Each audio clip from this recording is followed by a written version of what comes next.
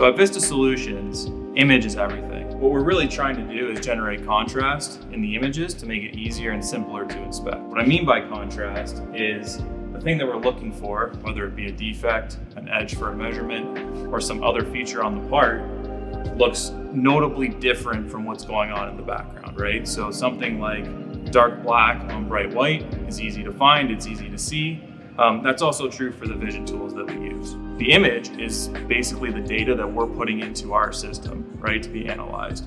When you have good data with a high signal to noise ratio and you can really easily see what you're looking for, then it leads to simpler inspections, faster deployments, lower costs, and also just a more robust solution over the life cycle of the machine. So what I have here today to demonstrate some of these concepts are three modules showing different ways that we can generate contrast in the images and lead to successful vision deployments. The first one here shows the difference between angles of lights to generate that contrast. What I have set up is two different lights, one with a normal overhead diffuse light, kind of what you would typically do when you set up a camera with maybe a ring light or a spotlight off to the side. We've also got back here a low angle light, and you'll see the difference when I turn on the low angle light versus the front light, how that contrast changes. So you have two dents here. When we turn on the front light, if you look here, it's almost invisible. There's no contrast whatsoever, and you can't tell with your eyes or through the camera where that defect's located. But as soon as we switch that and use a high angle lighting, you get this really dark shadow and really obvious indication of the defect. What I've got over here is a demonstration on the importance of color for the application.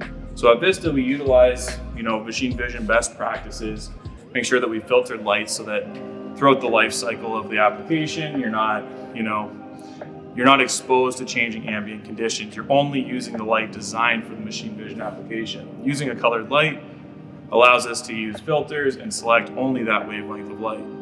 So what I have here are some cans with logos. I'll turn this on to a blue light really quick. And you can see if you look at it, that the contrast created by the blue light on the red logos is really, really stark. The logos look almost black, whereas the background looks almost white, right? It makes it really easy to look for print defects or other quality defects on the can or in the label, or locate the label for perhaps orientation. Now, if I switch this over from the blue and instead use a red light, you can see that those logos have almost entirely disappeared. So this is kind of where the importance of not only location of the light, but the color of the light that you're using comes into play. And the third model that I have here is a demonstration of some of the specialty lights that we can use to our advantage at Vista. So what I have here is a pretty typical front light solution, right? Looking at this camshaft with a small oil hole.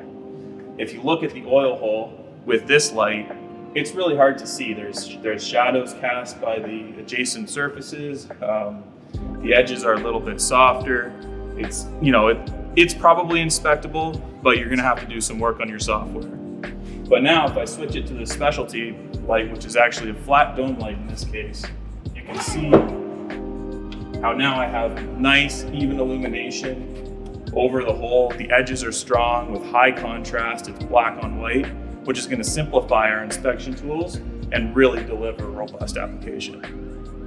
So like I said, image is everything. So what I've shown here is just a subset of the tools that we have available in the lab to make sure that we're generating high quality images for our machine vision applications and ensuring success for both Vista and our customers.